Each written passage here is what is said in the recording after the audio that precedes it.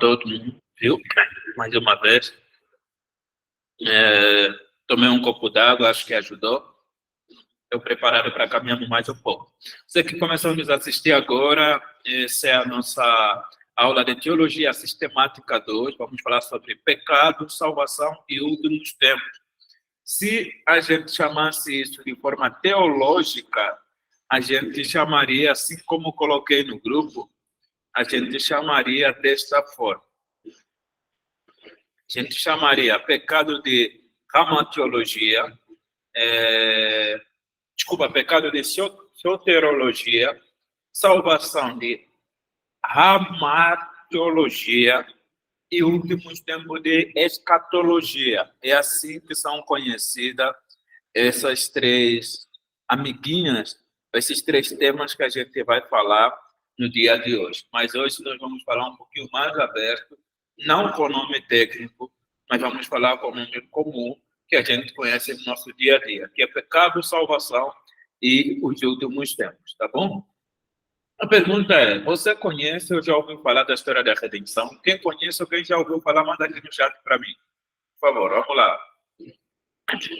Você conhece ou já ouviu falar da história da redenção? Porque esses três, eles formam, faltando aí a primeira parte, que é a criação, né? Mas esses três, eles formam os três passos da criação. Desculpa, os três passos da história da redenção. Alguém conhece? É muito famoso aqui na nossa igreja a história da redenção, viu? Ninguém conhece? Que isso? O que está acontecendo? Vamos lá, então. Carlos disse que conhece, sim. A história da redenção conta a história da Bíblia como uma narrativa unificada, progressiva e coerente da obra contínua de Deus em nosso reino, em seu reino. Continuando, a história da redenção, ela na realidade é uma forma de entender a Bíblia de forma resumida. Ela se divide, isso mesmo, Carlão, ela se divide em criação, quando Deus cria todas as coisas, e aqui eu vou fazer uma brincadeira, que é uma realidade. Se vocês perceberem no slide, esse mapa que está aqui, alguém consegue dizer se esse mapa é de onde? Alguém consegue dizer se esse mapa é de onde? Continente africano? Eita, mapa de África. A pessoa que escreveu esse slide, eu não vou falar o nome dele, tá bom? Vou deixar em off. A pessoa que escreveu esse slide, ela achou que esse mapa é do Brasil. Quando li a primeira vez, fiquei assustado. Os que não conhecem geografia. Mas não vou falar o nome dele, não vou expor a pessoa aqui. Mas hoje eles já sabem que não é. Já sabem que é de África. Mas eu dei muita risada por isso.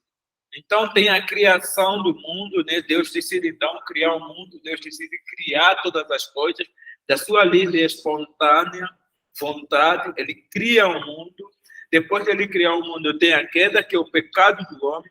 Depois da queda do homem, ainda em Gênesis, que o homem cai, Deus já decide, então, fazer o próprio evangelho. Ele já decide fazer a promessa de que ele ia fazer a redenção, ia trazer a redenção ao mundo.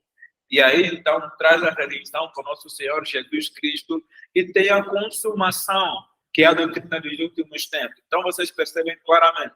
A gente vai falar da queda, a gente vai falar da redenção e a gente vai falar da consumação, que é a doutrina dos últimos tempos. Só não vamos falar da criação, porque nós já falamos da pessoa de Deus e também já falamos da humanidade. Quando falamos da humanidade, nós falamos abertamente também sobre a criação, tá bom? Então, são essas coisas que a gente vai falar hoje. E talvez você quer entender tudo isso. Na realidade, a história da redenção é Deus reconciliando consigo mesmo por meio de Jesus Cristo todas as coisas para o bom propósito da sua glória. Entenda, mesmo depois do homem cair, Deus continua sendo bom e fiel e justo. Quando ele cria o mundo, ele olha no mundo e veja que tudo era bom. Então, há necessidade dele dele permanecer com o plano dele inicial. Só que depois da ruptura, ele não consegue fazer acontecer o plano inicial se ele não ligar, não acabar com essa ruptura, esse pecado. Então, ele escolhe literalmente sacrificar o nosso Senhor Jesus Cristo, e aqui dentro da aula da teologia podemos chamar assim, Deus escolhe se auto-sacrificar para salvar mais uma vez a humanidade e toda a criação que já estava condenada ao fracasso, à queda, né? E aí, então, com a queda do homem, nós temos a presença do pecado no mundo. E o que é o pecado? E aqui já começam a preparar a leitura. Eu vou acelerar um pouco porque perdemos um tempo. E depois, quando a gente chegar nos capítulos e versículos, eu peço para que você deixe a tua Bíblia disponível, por favor, pelo amor de Deus. Quando a gente chegar no capítulo e versículo, você vai me ajudar com leituras de capítulo e versículo também, tá bom? Mas tem muita coisa para falar na aula de hoje, por isso que eu vou dar uma acelerada no princípio. Depois a gente, ganhando tempo, a gente já volta ao nosso ritmo normal. Pecado é qualquer ação, pensamento, intenção ou inclinação que viola a lei moral de Deus e, consequentemente, a sua vontade soberana. Assim, o homem descumpre o propósito de viver para a glória de Deus e torna-se idólatra. Queridos, pecado, a definição mais básica para o pecado é errar o alvo. A definição mais simples é não fazer a vontade de Deus. Sempre que você está vivendo sem fazer a vontade de Deus, sempre que você está consumindo a tua vida para só e simplesmente viver o teus prazeres, da tua vontade, você está se distanciando de Deus e você está pecando. Porque talvez nós crescemos numa sociedade que os pecados simplesmente são aqueles pecados, por exemplo, falar palavrão, adultério e tantos outros pecados. Só que quando você vai entender perfeitamente, João aparece e fala assim, olha, quem aparecer e falar que hoje não pequei é um mentiroso. Talvez você já teve um dia que você parou um pouco e você falou assim, querido, hoje se eu pequei eu não sei. Você pensou, se eu pequei eu não sei. Porque sim, depois da queda, nós cometemos até pecados inconscientes, até pecado por linha simplesmente de pensamento. O nosso coração, ele é inclinado completamente ao pecado, então, nossos pecados não são só adultério, não é só palavrão, não é só roubo, não é só matar, mas muitas outras coisas, porque o nosso coração, ele está inclinado e condenado ao pecado. Por causa disso, por causa de ser idólatra, nós pecamos até sem querer pecar. Aqui ainda na aula de hoje você vai entender que só por causa do Espírito Santo, da morte de Jesus Cristo, é que hoje alguns homens que são salvos têm a capacidade de resistir ao pecado e então viver uma vida talvez sem inclinação totalmente no pecado. Mas nós pecamos tanto consciente como inconscientemente, porém, o nosso coração ele é inclinado ao pecado. Então, vamos no próximo slide que diz assim, quais são as consequências do pecado na história? O pecado, num instante em que entrou na história, gerou consequências vistas que pecar é um ato contra a soberana, justa e boa vontade do Criador. Sendo assim, o pecado gerou consequências na história. São elas. Primeira consequência, a terra foi amaldiçoada, exigindo trabalho alto para produzir alimento. Aí o homem teve que trabalhar. Segunda consequência, a mulher passou a ter dor de parto e conflito no campo da sujeição ao marido. Terceira consequência, todos os homens são pecadores e estão sob a condenação. Quarta consequência, a morte física e espiritual entrou no mundo. A quinta consequência, a penalidade da condenação eterna passou a existir. Você percebe que o pecado, ele abriu portas de várias coisas difíceis e ruins para a humanidade. Por causa do pecado, toda a natureza foi amaldiçoada e condenada, tanto que a terra não dá mais fruto por livre e espontânea vontade. O homem precisa se esforçar para fazer com que a terra dê fruto.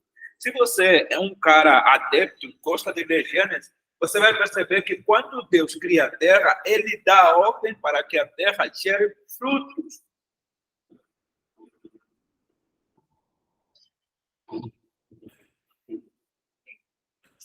Ele dá a ordem para que a terra gere frutos. Então, a terra continuaria a gerar frutos independentemente do agir ou do tocar do homem, porque era uma ordem, ela foi feita para gerar frutos. Só que com a queda do homem, a terra para com esse processo de gerar fruto por livre e espontânea vontade, e o homem precisa se esforçar para fazer com que essa terra gere, então, esses frutos necessários para a alimentação. A mulher também teria uma vida muito boa no tocante a trabalhos de parto, e aqui muitas mulheres são bravas e querem matar a Eva. Eu garanto para vocês que quando vocês verem a Eva, vocês vão gostar mais dela do que querer matar ela. Vocês vão falar, Eva. Ai, Eva. Mas acho que elas não vão matar a Eva, não. Por quê? Porque... E aqui eu aproveito e abri um lequezinho, sabe? Se Deus fala da dor de parto, aqui, é porque claramente Deus, e aqui dentro da aula de teologia a gente pode falar isso, claramente Deus criou o homem e a mulher para a reprodução. E ele sabia de todos os processos da reprodução. Tanto que ele fala que a mulher agora vai ter que ter dor para conseguir ter um parto. Né? Mulheres, vamos ser sinceras aqui. Quem é mãe aqui?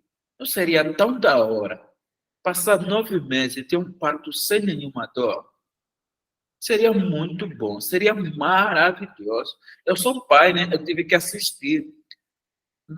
Meus amados, no parto, a minha esposa, ela agarrou na minha camisa assim, agarrou, começou a rasgar minha camisa e ela disse assim, olhando no meu olho, disse assim, indivíduo, se você não me levar agora para a cesárea, tua mulher e teu filho vão morrer e você vai ser culpado. Meu Deus, naquela hora minha alma saiu do corpo. Falei, Deus, por que tem que ter dor nesse negócio? Por quê? Porque a nossa querida Eva lá atrás decidiu comer a fruta. Close. Com tantas outras comidas que tinha que ser mesmo a fruta, aquela fruta. E como se não bastasse, o querido Adão, bananinha, comeu também. Comeu. Aceitou. Comeu. E estamos aqui hoje vivendo esse tempo maravilhoso de dor de parto.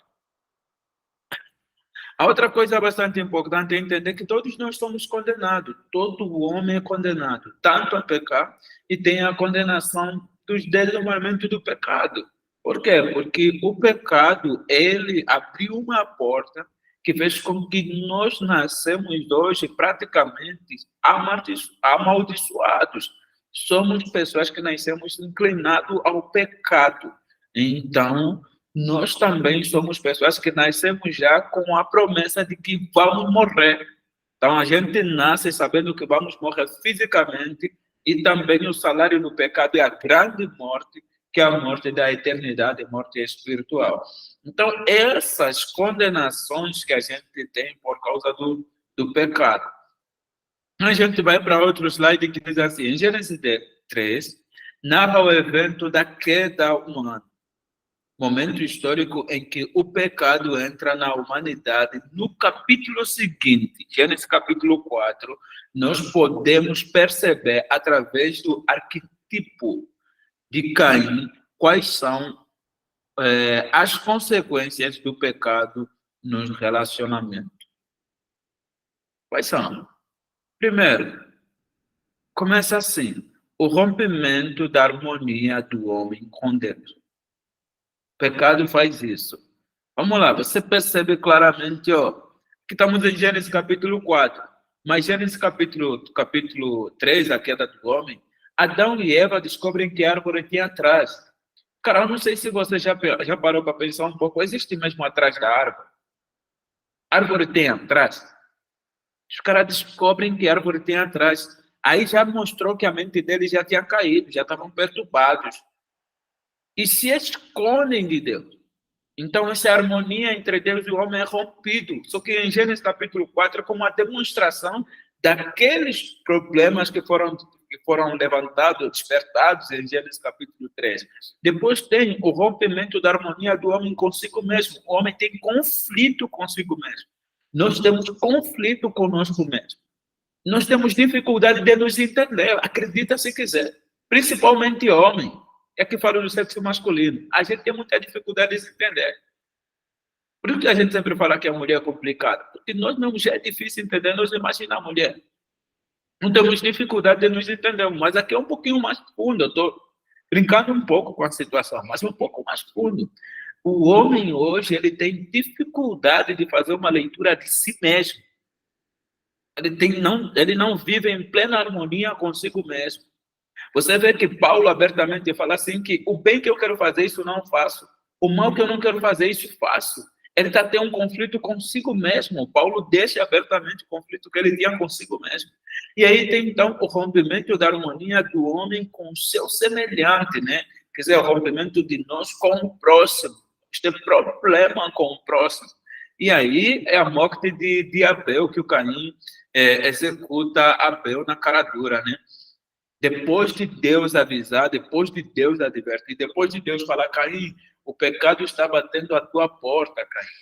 Se você se arrepender, você vai ser aceito. Depois desse processo, dessa conversa, desse conselho, ele vai lá e comete o grande erro. E depois tem também o rompimento da harmonia da natureza.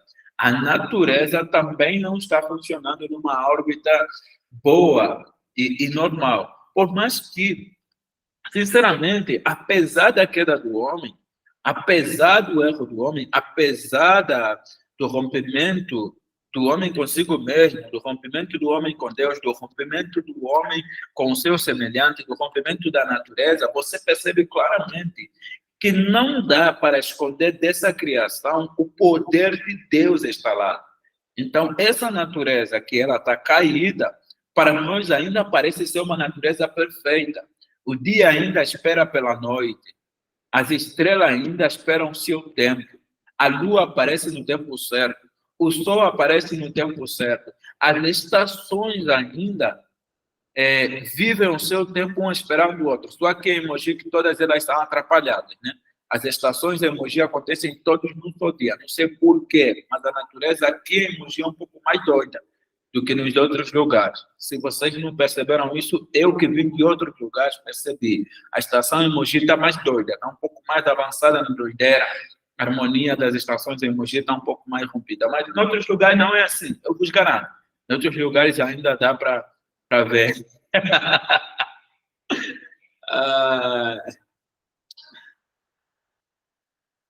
Voltei aqui. Em outros lugares ainda dá para ver todo esse poder de Deus instalado na natureza. Depois a gente vai falar da depravação total. Depravação total é nada mais e nada menos do que a doutrina que mostra, biblicamente, o fato de que o homem foi afetado completamente. Ele está completamente caído. O homem está completamente para baixo. E são, então, as áreas que o homem foi afetado. Natureza. O homem, desde a sua concepção, nasce inclinado ao pecado. Já falei um pouco sobre isso. Mente. O interior do homem é uma fonte de palavras e ações más. Também já falei um pouco sobre isso. E eu vou querer dar uma pausa aqui para a gente fazer algumas leituras aqui que é extremamente importante. Espiritualidade. O homem não consegue entender a realidade espiritual. Julgamento. O homem tem sua capacidade de julgar entre o bem e o mal limitada. Queridos, eu quero que alguém ache para nós, por favor, Marcos capítulo 7, versículo 20 e 23. Tá bom? A outra pessoa, se puder, acha para nós Romanos capítulo 3, versículo 11.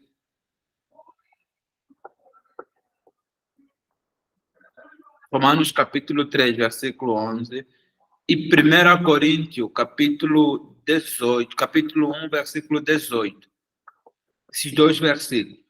E a outra pessoa, por favor, acha para nós 1 Pedro, capítulo 4, versículo 4, e Efésios, capítulo 4, versículo 17 e 19.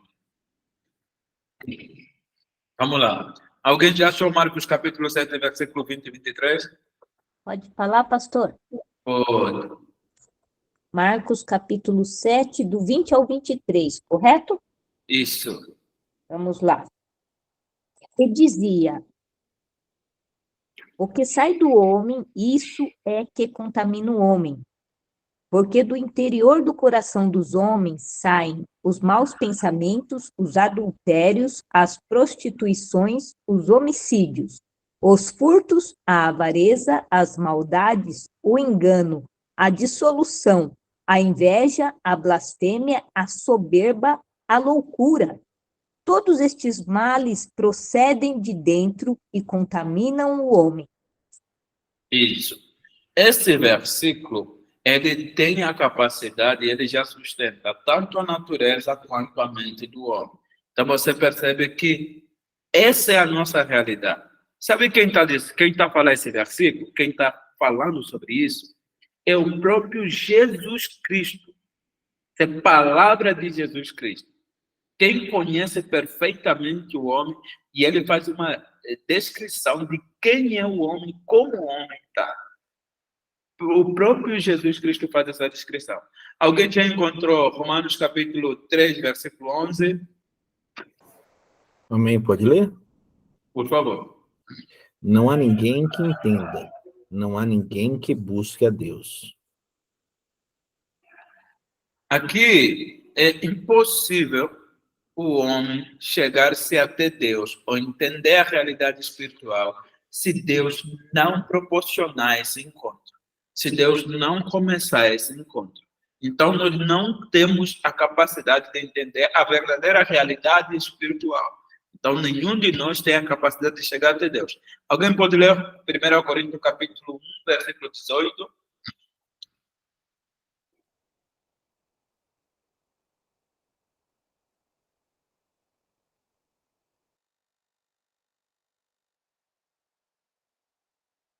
Pode falar, pastor? Pode sim. 1 Coríntios, capítulo 1, 18. Porque a palavra da cruz é loucura para os que perecem, mas para nós, que somos salvos, é o poder de Deus. Percebe? Aqui Paulo faz uma comparação, né? Quer dizer assim, só consegue entender a espiritualidade a partir do momento em que você conhece Cristo. Para quem não conhece Cristo, é uma loucura. Vou te dar um exemplo. Chega para uma pessoa que não é cristã, normal, nem precisa ser ateu. Uma pessoa que não é cristã fala assim, o Deus que nós adoramos, ele é triunfo. Ele é três e é um. Ele é três que não é três pessoas diferentes, é a mesma pessoa. Chega, explica isso para uma pessoa, ele vai falar, mano, você está louco? Irmão, amigo, você está doido? Está entendendo o que você está falando? Como é que é três pessoas e é uma pessoa só? É uma loucura isso. Isso não dá para entender. Fala assim, ó, eu não tomo as decisões a partir daquilo que eu penso, daquilo que eu quero, daquilo que eu gosto. Eu não faço o que eu gosto, eu não faço o que eu quero, eu não faço o que eu penso. Eu sempre consulto a Deus para ver o que eu vou fazer. O cara vai falar, como é que é? Você não faz o que você pensa porque consulta a Deus? Como assim? Deus te responde? Como é que é essa conversa com Deus? Você está maluco? Não dá para entender. Eu falo assim, pode tentar, mas a fé não é racional. Ela tem aplicações racionais, mas ela não é racional, então é uma loucura. Se não é racional, o cara não consegue entender, é loucura para aqueles que não têm. Então, o homem por si só, ele não entende nada da espiritualidade, se depender de si só, ele não consegue se chegar a Deus. Tem que começar do Espírito Santo, tem que começar do nosso Senhor Jesus Cristo. Aí, alguém conseguiu achar 1 Pedro, capítulo 4, versículo 4? Mônica, você consegue ler para nós, querida?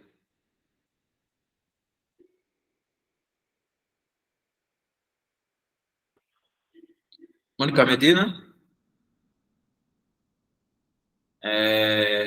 Lívia, Consigo. por favor, Lívia. Eles acham estranho que vocês não se lancem com eles na mesma torrente de imoralidade, e por isso os insultam. Olha isso. Olha isso. Tudo bem, Mônica. Olha isso. Cara, a população acha estranho. É sério. Sai por aí.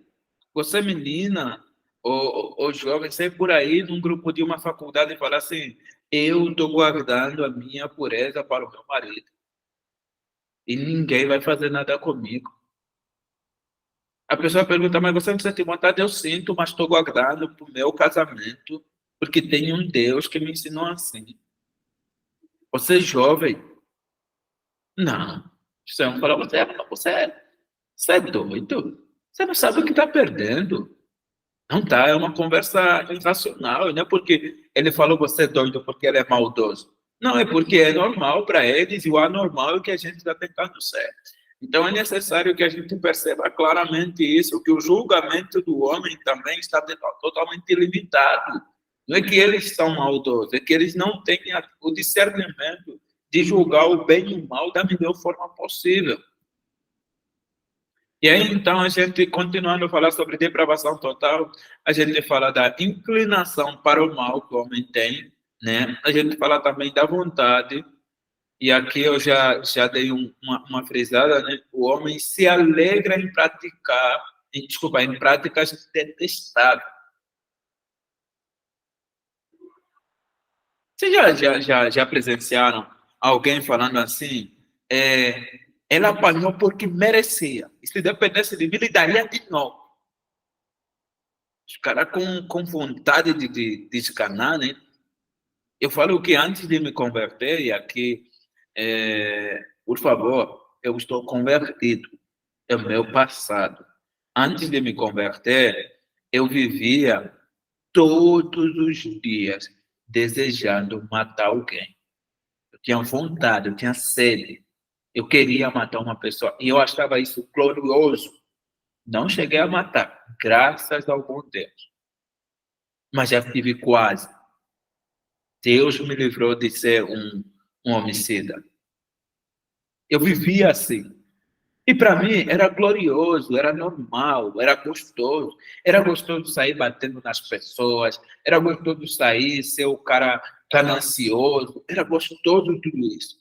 Eu falo abertamente para as pessoas que eu não só aceitei Jesus, mas eu me tornei outra pessoa. A conversão em mim aconteceu totalmente. Então, o homem nasce inclinado pelo mal. Eu estou fugindo de todos os capítulos e versículos, porque a gente tem pouquíssimo tempo e tem muitos slides. Eu não quero fazer com que essa aula divida em duas, tá bom? Porque temos poucos dias e precisamos terminar todas as aulas. O homem por si só não consegue chegar até Deus, né? Ele não consegue realizar suas boas ações, ele não consegue fazer coisas boas. O homem não tem essa capacidade, ele não consegue por si só ter vontades boas. Eu falo que o nosso julgamento ele está corrompido e a nossa forma de entender o bem e o mal está corrompido. Então, a nossa forma de escolher o bem já está corrompido. Então, a gente escolhe o bem não com uma visão aberta do que é bem. A gente escolhe bem, na maioria das vezes, na grande maioria, se não em todas, principalmente na ausência da pessoa de Deus, a gente escolhe o bem que é o mal, que é errado, né? O que nos sustenta, o que a gente quer que sustenta o nosso ego, o nosso umbigo. Então, isso é muito claro na reação do homem. E, às vezes, nós que somos cristãos, olhamos lá fora e falamos como ele tem capacidade de fazer isso? Sim, ele tem capacidade de fazer isso porque não encontrou Jesus Cristo e aquilo que ele está fazendo, aparentemente, para ele é bom. Depois tem a incredulidade que eu aqui já repeti várias vezes, como não consegue chegar até Deus, se Deus não se chegar até o homem, se Deus não vir até nós. Depois, então, o cristão e o pecado. Acho que aqui é um assunto que talvez você e eu queremos entender um pouquinho mais. Como funciona, então? Tudo bem. Entendemos todo o processo do pecado, entendemos todo o processo dos erros, mas como funciona o cristão e o pecado? Como estamos hoje, agora que temos Jesus Cristo, agora que Jesus Cristo está aqui, agora que temos o Espírito Santo, como é o pecado conosco? Então, eu quero que você acompanhe comigo o cristão e o pecado. Qual é a relação que existe entre o cristão e o pecado? Primeiro, de punição. Por meio da obra redentora de Jesus, fomos justificados quanto à condenação pelos nossos pecados. Nós fomos justificados. Romanos capítulo 8, versículo 1. Nenhuma condenação há para aqueles que estão em Cristo Jesus. Algumas Bíblias acrescentam que não andam segundo a carne, mas segundo o Espírito. Mas a tradução verdadeira é nenhuma condenação há para aqueles que estão em Cristo Jesus. Estar em Cristo Jesus já é segundo o Espírito, né? Então as pessoas acrescentam aquela parte para explicar, principalmente no meio pentecostal, e aqui com todo o respeito, eles acrescentam essa parte porque para eles a pessoa pode estar em Cristo Jesus e não ser espiritual, mas sinceramente não existe essa realidade. Se você está em Cristo Jesus, você é espiritual. Não tem como estar em Cristo Jesus e não ser espiritual. Poder. Então, o cristão foi livre da punição do pecado. Nós fomos livres da punição do pecado. Pela nossa conversão em Jesus, pela redenção de Jesus Cristo, pela obra redentora de Jesus Cristo, eu e você somos livres do pecado. Depois, poder revestido de uma nova natureza.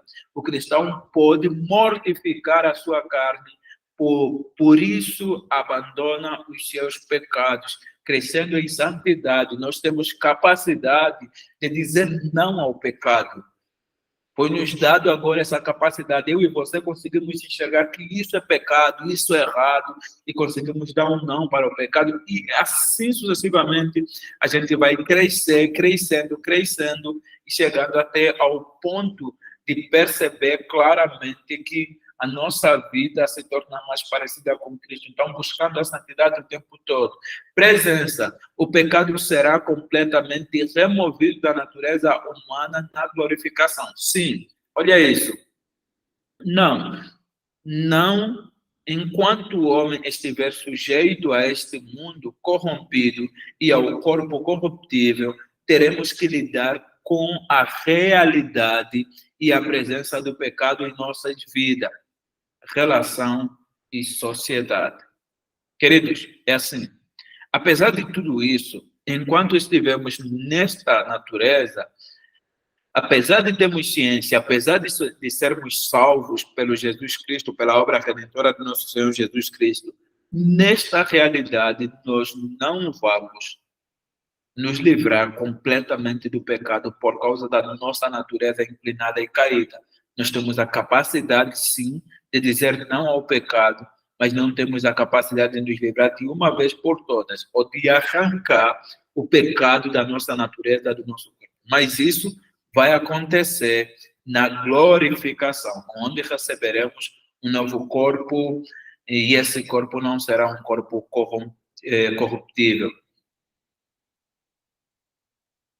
Então, conseguimos sair do pecado e vamos para a salvação. Nós temos 39 minutos para falar sobre dois assuntos. Temos a salvação e temos também os últimos tempos. Estou correndo e eu vou parar um pouco aqui, respirar, agora que que terminamos o pecado. Eu quero ouvir se você tem uma dúvida, tem uma opinião, quer falar alguma coisa, aproveita sobre o pecado. Você tem 1 minuto para fazer isso.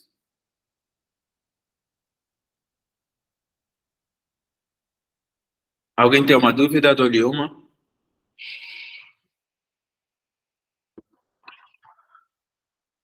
Dou-lhe 2. Bora. Valeu, Carlos. Vamos lá. Salvação. Salvação é o ato soberano, unilateral e irreversível de Deus, que livra o homem da condenação eterna e o abençoe com a vida eterna, no momento em que ele crê pela fé concedida por Deus, pela graça em Cristo Jesus como Salvador. Pessoal, preciso que vocês prestem atenção nesta definição. Entendam isso e carregam isso no vosso coração. Salvação é um processo de Deus, a partir de Deus, com a finalidade de Deus, com o querer de Deus, com o agir de Deus. Só e simplesmente é uma ação dele. Nós não fizemos nada para ser salvos. E uma vez que Deus decide nos salvar, nós permanecemos salvos para sempre. Sempre. Eu penso e te falo isso, querido. Se Deus tomar uma decisão, Ele conhece presente, passado e futuro, e Ele decidir que você é salvo, você acha que você vai conseguir fazer alguma coisa que vai mudar a opinião dele? Não. Então, quando Ele decide nos salvar, é um ato completamente dele. Mas nós precisamos ter fé em Jesus Cristo, né? Sim. Mas a fé que temos em Jesus Cristo também é concedida por Deus por meio da graça.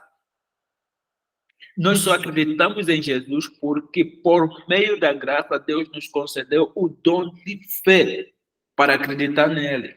Então, é necessário que o Espírito Santo abra os nossos olhos e nos ajude a enxergar quem é Jesus. A partir deste minuto, nós, então, depositamos a nossa fé nele. Mas o processo começa antes, no momento em que o Espírito Santo decide, então, nos salvar ou abrir os nossos olhos.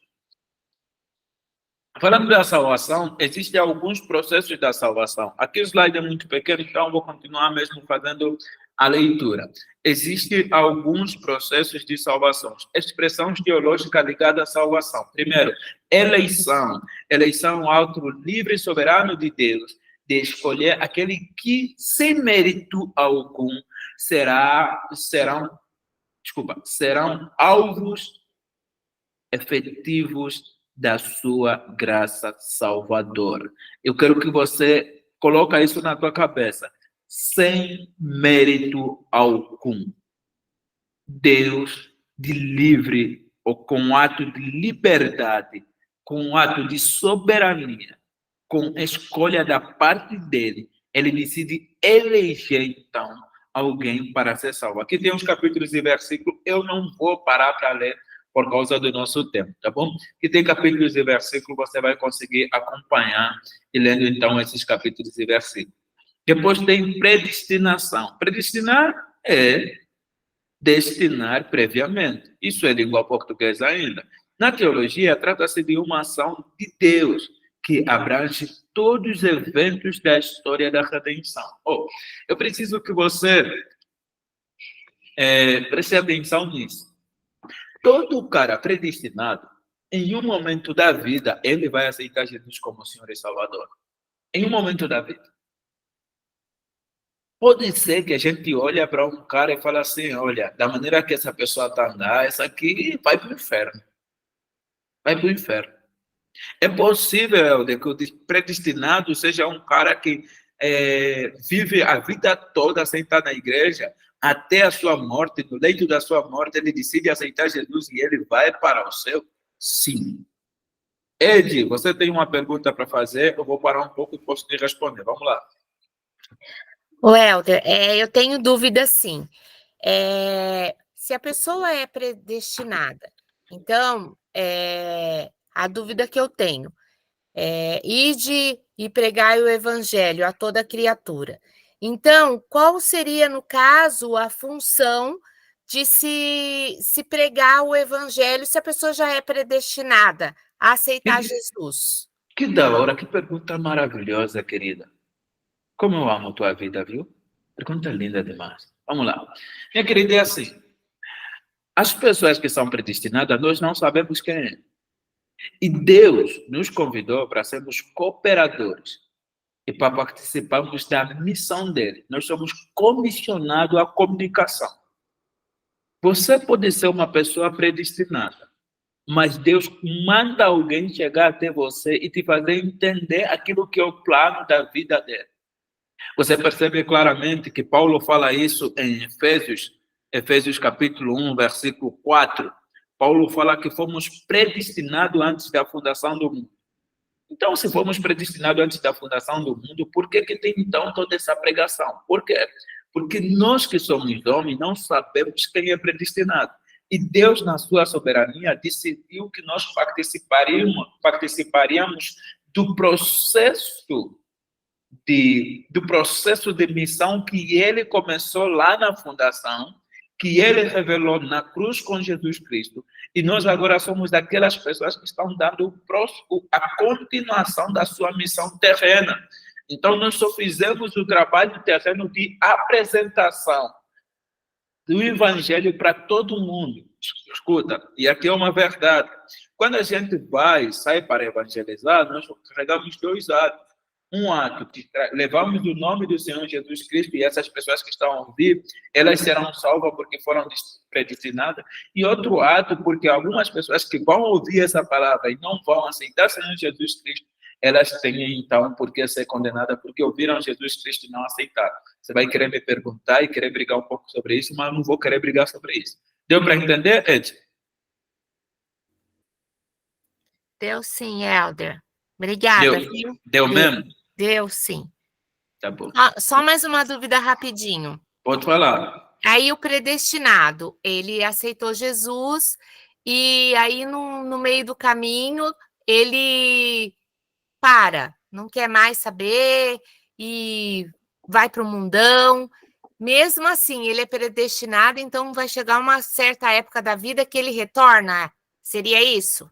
Na minha concepção, isso acontece. Ele retorna para Cristo. Não tem como o predestinado não retornar para Cristo. Ele vai retornar para Cristo em algum momento da sua vida. Ok.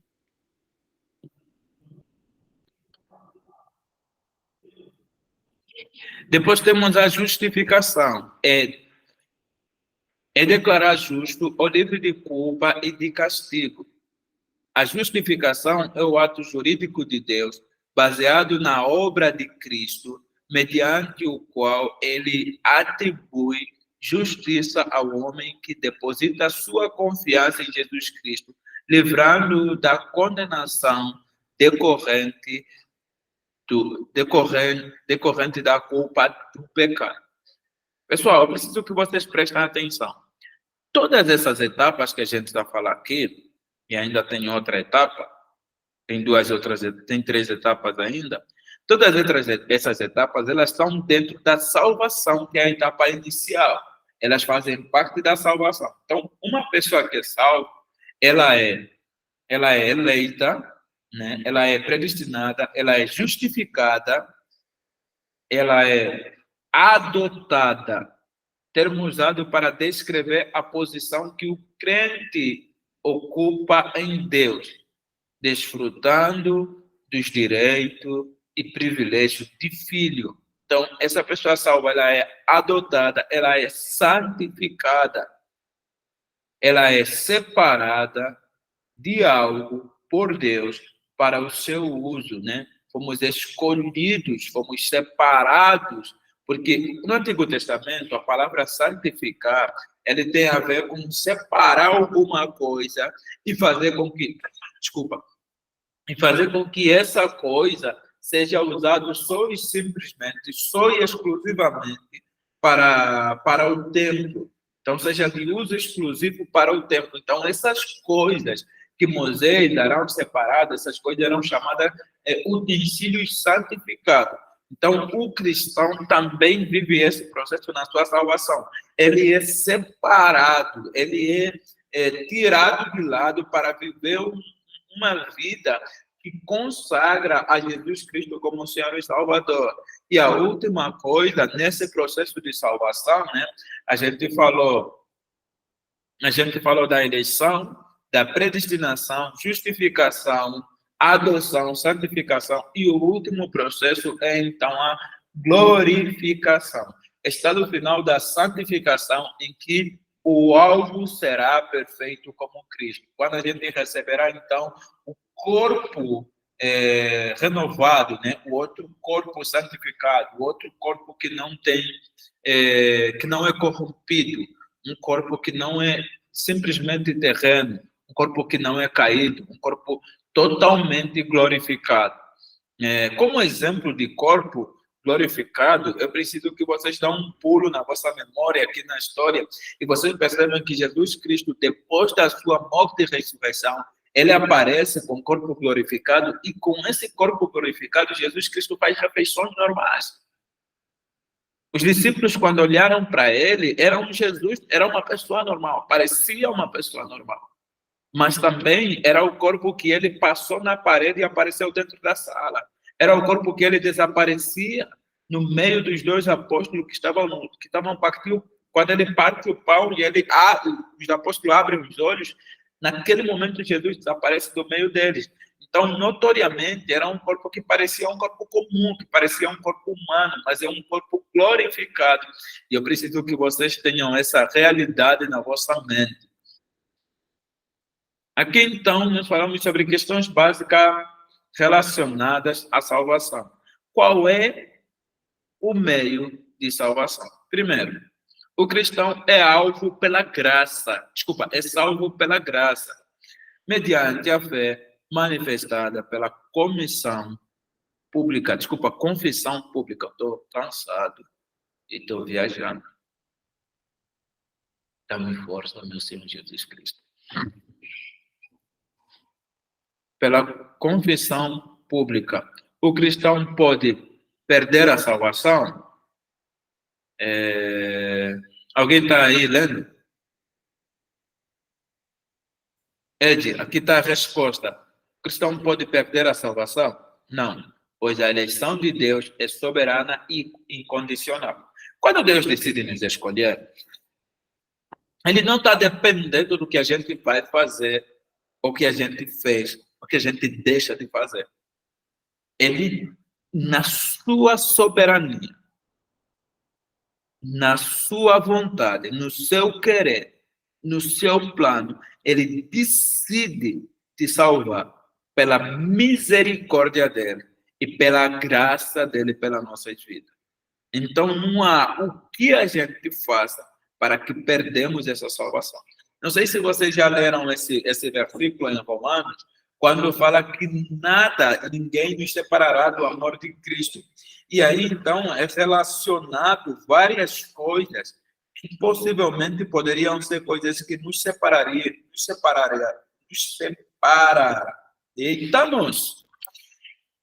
Vou traduzir. Seriam coisas que iriam nos separar do amor de Cristo. Mas deixa claro que não vai acontecer, então, não seremos separados por essas coisas, porque é da vontade dele, é da soberania dele, que ele decidiu nos salvar. Romanos capítulo 8, versículo 39, versículo 29, versículo 30. Diz assim a palavra de Deus: pois aquele que de antemão conheceu, também nos predestinou para serem conforme a imagem de seu Filho, a fim de que eles sejam o primogênito entre os irmãos. E aos que predestinou, também chamou. Aos que chamou, também justificou. Aos que justificou, também glorificou. E aí, então, tem um versículo que mostra que o processo de salvação completo acontece segundo a vontade de Deus. Ele predestina o homem que vai ser salvo. Ele chama esse homem para a função, para executar alguma coisa na obra. Ele justifica este homem, diz que ele é salvo porque ele mesmo morreu por nós, né? E ele também glorifica este homem. O crente foi salvo de quê? Eu acho que essa é uma pergunta que muita gente talvez fala: fui salvo de quê? O que eu fiz de errado? Quem é o meu juiz? Eu fui salvo de Satanás? Já ouviram pessoas pensando assim? Entendendo que, na realidade, a condenação era porque Satanás e que ficaria com as nossas almas, e Deus pagou alguma coisa para que Satanás não ficasse com as nossas almas. Alguém já ouviu isso aí? Quem já ouviu dar um joinha aqui? Que quando Jesus nos resgatou de Satanás, na realidade, ele recebeu as nossas almas que estavam prendidas na mão de Satanás. Não, Satanás também é condenado. Satanás também é condenado. Não tem como ele nos prender. Ele também é condenado. Ele também vai pagar. Então, não existe a possibilidade de que Deus pagou para ele. Aqui, então, teologicamente, nós respondemos assim: o crente foi salvo dos juízos de Deus. E, consequentemente, né, da condenação eterna. É disso que fomos salvos. Eu vou ler para nós aqui Romanos capítulo 6, versículo 23. Romanos capítulo 3, versículo 23.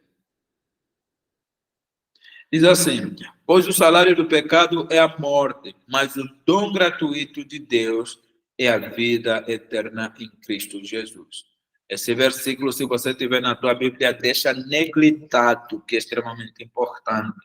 Tem também Judas versículo 13. Por que Judas não tem capítulo, só tem versículo, Helder? Por que Judas está versículo 13 e não tem um capítulo de Judas? Porque Judas só tem um capítulo. Então, quando a pessoa fala versículo 13, é óbvio que é do capítulo 1. Você não precisa procurar mais o capítulo. Diz assim o versículo 13.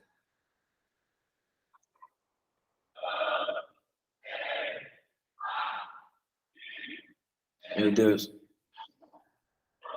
Os homens do conselho estão bravos, hein?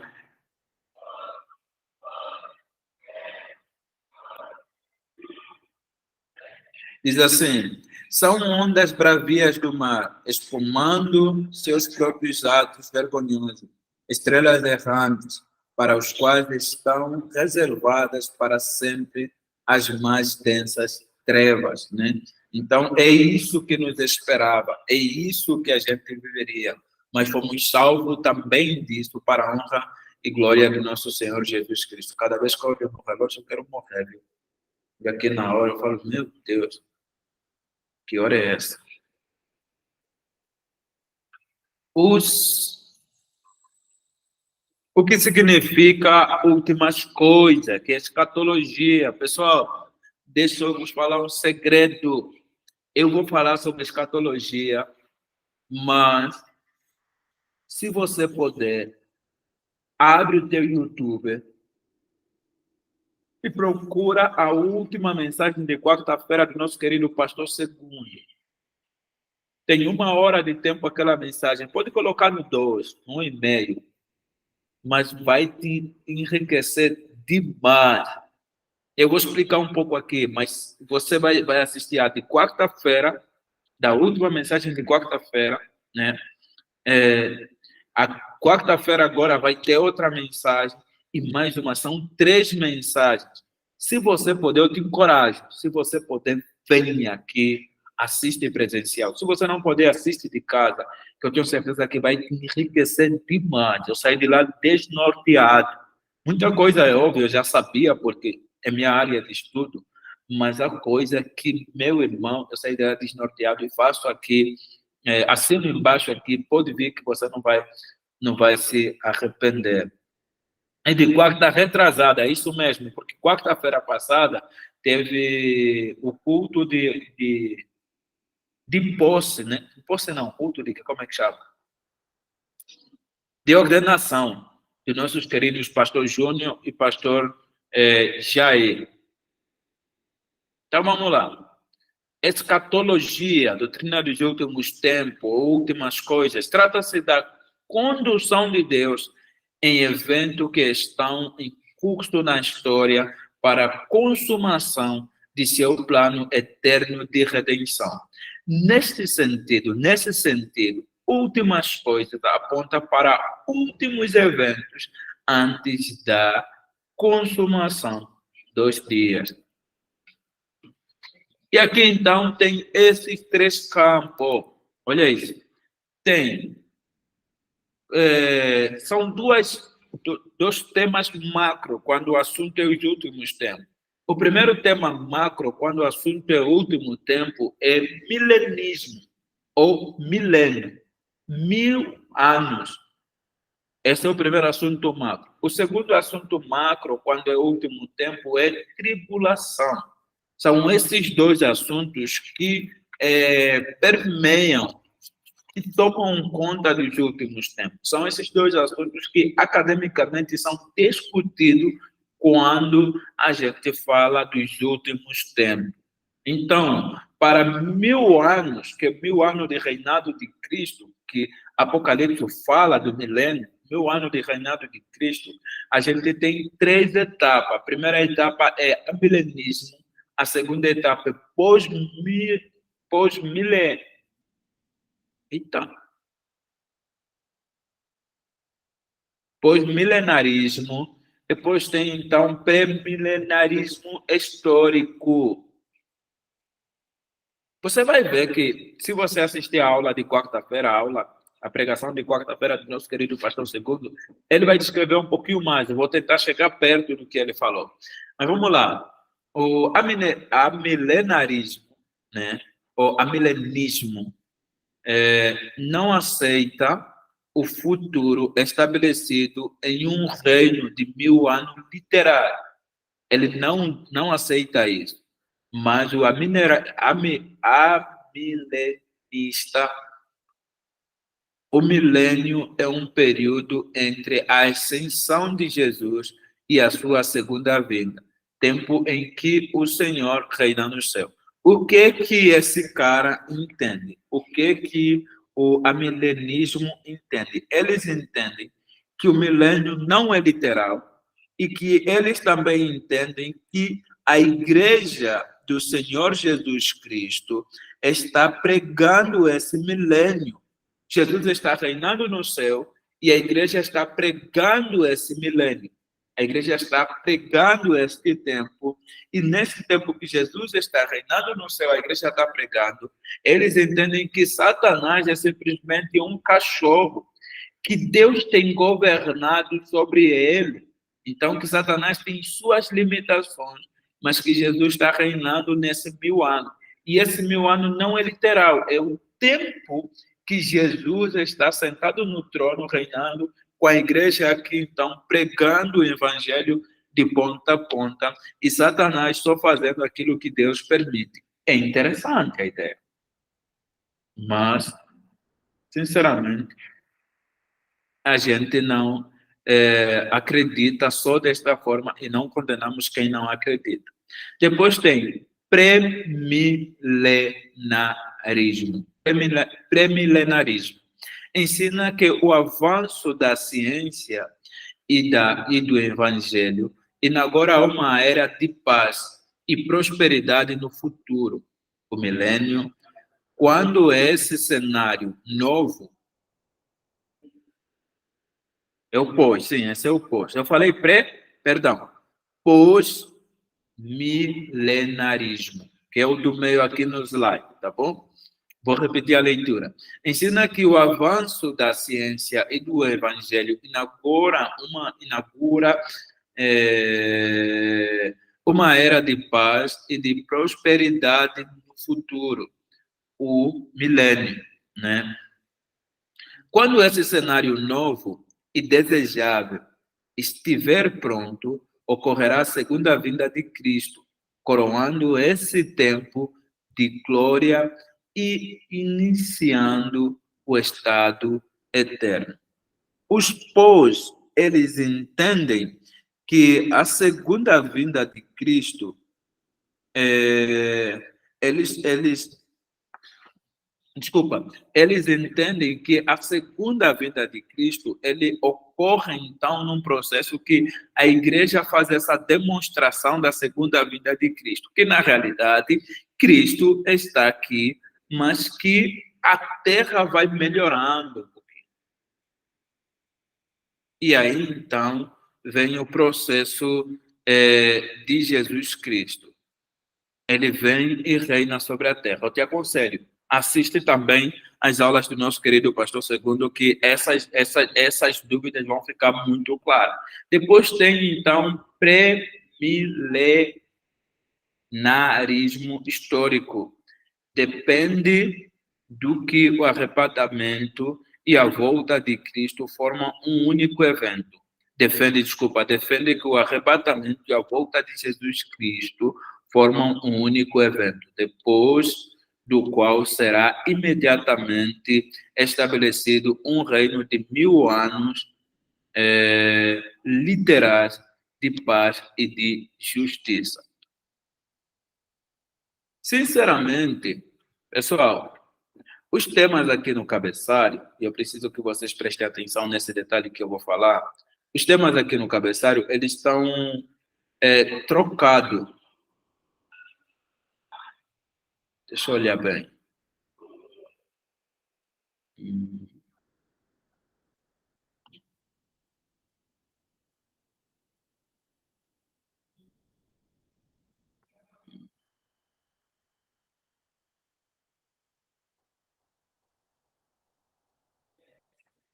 Não, é isso mesmo. Estou fazendo confusão aqui na minha cabeça cansada. Premilenarismo. Ele defende que Jesus chega antes, então, de acabar o milênio. Jesus inaugura o milênio, ele chega, ele inaugura o milênio, e depois de ele inaugurar o milênio, ele vive 1000 anos, literalmente, aqui na Terra. 1000 anos, literalmente, governando sobre a Terra.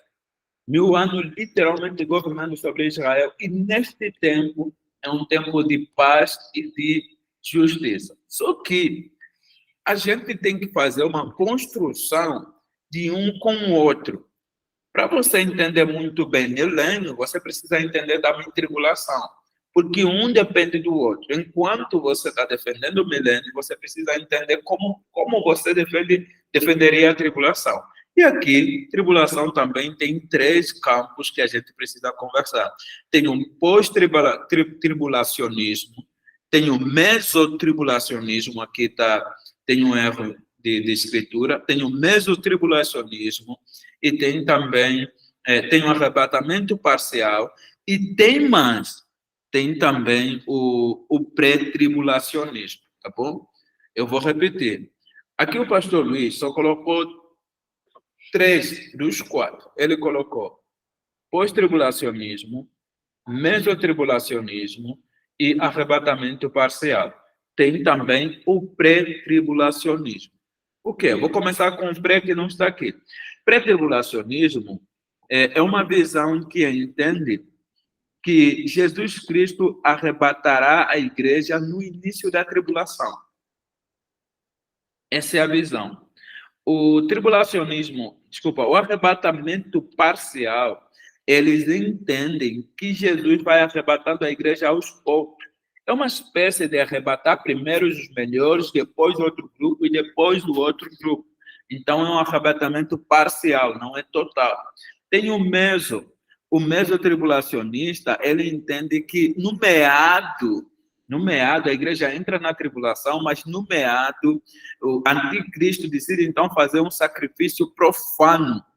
E ao fazer esse sacrifício profano, Jesus decide arrebatar a igreja. Depois desse sacrifício profano sendo feito, ele sacrifica um porco dentro do templo. E a partir daquele momento, então, a igreja percebe que esse cara não é quem eles acreditavam ser, e Jesus, nesse exato momento, decide arrebatar a igreja. Nesta visão, o Meso, ele entende que o sofrimento é só para Israel, que a tribulação será apenas para o povo de Israel, que a igreja está livre da tribulação, que a igreja não sofre a condenação da tribulação, mas só Israel sofre essa condenação da tribulação. Depois tem, então, pós-tribulacionista. A igreja é arrebatada depois da tribulação. Israel e igreja são a mesma coisa. Na realidade, os dois formam junto a igreja do nosso Senhor, ou melhor, Israel espiritual do nosso Senhor Jesus Cristo. Essas são as 3 visões. Helder, a nossa igreja batista tem uma visão? Não. Segundo o nosso querido presidente pastor Segundo, ele é Premilenista histórico pós-tribulacionista. Ele é. A igreja não tem uma visão, porque para nós, todos esses processos são processos completamente secundários. Então, não temos uma visão determinada para nós. Mas qual é a visão? Se for para definir a visão do pastor, como seria isso? A visão do evento antecede a consumação. O pré-milenarista histórico, ele entende que estamos na era da igreja, depois vem a era da tribulação, depois vem a segunda vinda de Cristo, depois vem o milênio literal na Terra, depois vem o juízo final, e no final, então, vem a vida eterna. Vou repetir. A visão do pastor segundo, que é a visão que nós escolhemos aqui para explicar, entende assim: estamos hoje na era da igreja, vai chegar a tribulação, vai vir a segunda vinda de Cristo, milênio literal na Terra, juízo final e eternidade futura. E aqui, então, talvez uma pergunta que você gostaria muito de fazer: quem é o anticristo? Quem será o anticristo? O anticristo será um ditador mundial que unido a Satanás e ao falso profeta, governará o planeta por 7 anos. Esse período é chamado de tribulação, que será universalmente reconhecido por todas as nações. Eu preciso que vocês prestem atenção a um detalhe importante. O anticristo não vai ser conhecido como maldoso quando ele subir no poder. Ele não vai subir no poder e todo mundo vai dizer que é anticristo, até porque ele vem e proclama paz no mundo. Então ele vai subir no poder e a gente vai entender que é alguém cristão e que está a favor da igreja. E a gente vai perceber que é anticristo no curso do processo. Não vai ser do dia para a noite que vamos perceber que é anticristo. Alguns mais estudiosos, mais atentos, vão perceber sim que é anticristo. Mas não será tão fácil perceber que esse cara é anticristo até que o Espírito Santo nos revela, ou até que ele começa, então, ter os atos que nos afastam mais de Cristo do que nos aproximar de Cristo. Então, é importante você parar um pouco e ler todo esse processo e aprender todo esse processo. Ainda que você não for um bom leitor da Sagrada Escritura, da interpretação detalhada da Sagrada Escritura, é importante que você preste atenção nos cultos que a gente tem, que são específicos para explicar essas coisas. Eu acho que o pastor segundo vai explicar a pessoa de anticristo, e vocês vão entender claramente que ele vem do seio cristão. Ele é conhecido como um irmão, só que ele está disfarçado de cristão, está disfarçado de cristão, mas ele não é um cristão até que se prove. Então, é necessário que a gente tenha bastante atenção nesse detalhe. Está chegando, né? Bibliologia, né? Ou bibliografia, desculpa, que a gente precisa ver. A mesma da semana passada, bases da fé cristã, teologia sistemática, somos todos teólogos, catecismo da nova cidade, 5 pontos, né? São 5 pontos do calvinismo, importante entender John Bible, doutrinas básicas do Gran Conato, brasileiro, tá? Quem escreveu esse livro é um pastor brasileiro. E acabou. Pessoal, não oramos quando começamos a aula, por isso que a gente vai orar agora. Você que está aí em casa, muito obrigado por acompanhar nossa aula. Deus abençoe. Se tiver alguma dúvida, manda lá no grupo, manda no meu privado. Eu estarei disponível para responder a tua dúvida. Bom, espero que você tenha uma boa aula. Pessoal, vamos parar um pouco para ler. Se você conseguir abrir tua aula aqui. Falei ler, meu Deus. Pessoal, vocês me perdoem, eu estou cansado. Na minha mente falei orar, minha palavra saiu ler. Meu Deus. O auxílio acabou com a nossa vida. Mas foi uma bênção. Mas deixa cansar. Eu fiz o cálculo que nesse final de semana, de quinta para domingo, de quinta para sexta, eu dormi 6 horas de tempo. Me bem. De sexta para sábado, dormi 5 horas de tempo. De sábado para domingo, dormi 1 hora de tempo. E aí, de domingo para segunda, dormi 6 horas de tempo. E olha que domingo para segunda eu dormi em casa, mas dormi 6 horas de tempo. Então estou ainda um pouco cansado e, sinceramente, a mente denuncia isso, né? Eu falo uma palavra, na minha mente pensei outra, na fala falei outra. Mas é isso, peço perdão por isso, tá bom? Eita, povo bravo. Abriram a minha porta e deixaram abrir.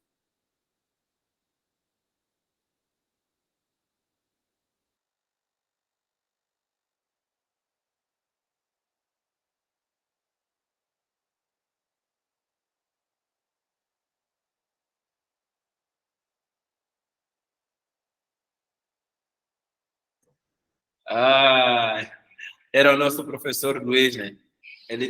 A propósito, ele estava liderando o conselho, por isso que ele não deu aula hoje, tá bom? Na aula que vem, ele é maestro, muito melhor do que eu. Eu tenho um império, eu reconheço isso. Ele vai estar aqui para dar aula, se Deus quiser, e eu também quero. Vamos orar então. A Priscila pediu pela mãe dela, que está internada, que é o pedido de oração que eu tenho aqui em mente. Mas alguém tem algum pedido de oração?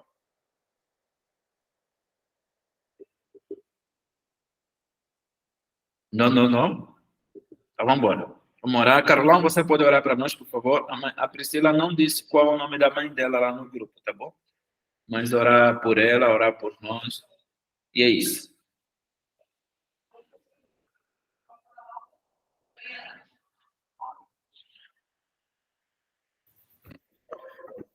Senhor, nosso Deus e Pai, em nome de Jesus, eu te agradeço pelas vidas que aqui estão, por aqueles que não puderam participar hoje, por cada pedido de oração feito pela mãe da Priscila, que o Senhor possa intervir com a tua graça, com a tua misericórdia, com a tua cura. Todos aqueles que têm também um pedido no coração, conhecem alguém que necessita da tua graça, que o Senhor possa derramar nesta hora, Deus. Muito obrigado pela vida do Helder, por ter nos ensinado, nos conduzido nessa aula, que o Senhor possa continuar abençoando a vida dele, do pastor Luiz e todos aqueles envolvidos nessas aulas, ó Deus. Te agradeço, Pai, por mais uma noite proveitosa na tua presença, aprendendo de ti. E isso seja, Deus, para que a cada dia mais possamos estar firmados em Ti, conhecendo cada vez mais a Tua vontade. Eu oro, te agradeço por este final de noite, já te pedindo pelo dia de amanhã, que o Senhor esteja conosco, em nome de Jesus. Amém. Amém. Pessoal, liga a câmera, vamos fazer a foto, e aí todo mundo está dispensado. Vamos lá, alguém consegue fazer... Lívia, você consegue fazer a foto para nós? Alguém consegue fazer a foto? Posso tentar, não sei se eu vou conseguir. Hã?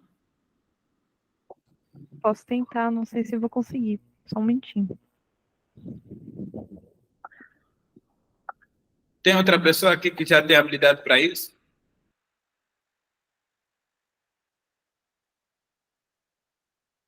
Eu até sei fazer a foto, só não sei enviar. Preciso aprender a enviar. Eu estou com um novo aparelho aqui para aula e eu não sei enviar desse aparelho.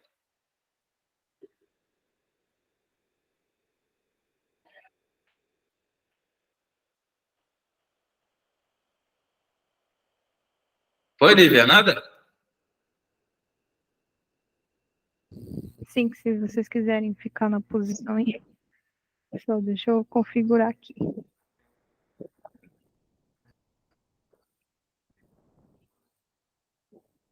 É para ficar na posição? Já foi? Sim. 1, 2, 3 e.